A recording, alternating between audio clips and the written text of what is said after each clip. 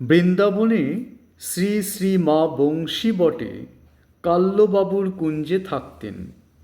একদিন সকালে এমন গভীর সমাধিমগ্ন হয়েছিলেন যে যোগিন মা অনেকক্ষণ ধরে নাম শোনালে সমাধি ভঙ্গ হয়নি। পরে যোগানন্দ এসে নাম শোনাতে থাকলে সমাধির গাঢ়তা কমে আসে ও তিনি বলে ওঠেন, খাবো।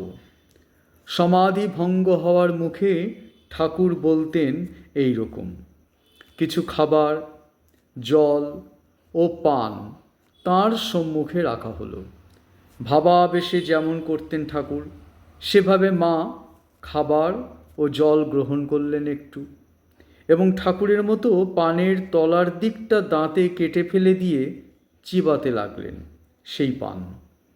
এই সময় যোগানন্দ মাকে কয়েকটি প্রশ্ন করেন। ঠাকুর যেরকম উত্তর দিতেন ঠিক সেরকম উত্তর পেয়েছিলেন। ভাবের উপশম হলে মা বলেছিলেন তাঁর উপর আবেশ হয়েছিল ঠাকুর। ঠাকুর অনেকবার বলেছিলেন যোগিন মাকে, তাঁর দেহে ও মার দেহে কোনো ভেদ নেই। বৃন্দাবনে শ্রী শ্রী মা সম্বৎসর বাস করেন। একবার পঞ্চক্রোশী পরিক্রমাও করেছিলেন। মধ্যে কোনো সময়ে যোগানন্দ, লক্ষ্মী দেবী ও যোগিন মাকে সঙ্গে নিয়ে যান হরিদ্বারে। হরিদ্বার থেকে ফিরবার সময় জয়পুরে গিয়ে দর্শন করেন গোবিন্দজি। তিনি পুষ্করেও গেছিলেন জয়পুর থেকে। ঠাকুরের নখ ও কেশ মা এনেছিলেন সঙ্গে।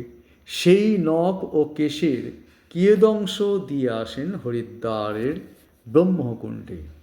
অবশিষ্ট কেশ বৃন্দাবন থেকে দেশে ফেরার পথে প্রয়াগে গঙ্গা যমুনা সঙ্গমে তা নিক্ষেপ করেন। লক্ষ্মী মস্তক মুণ্ডন করেছিলেন প্রয়াগে, মা করেননি।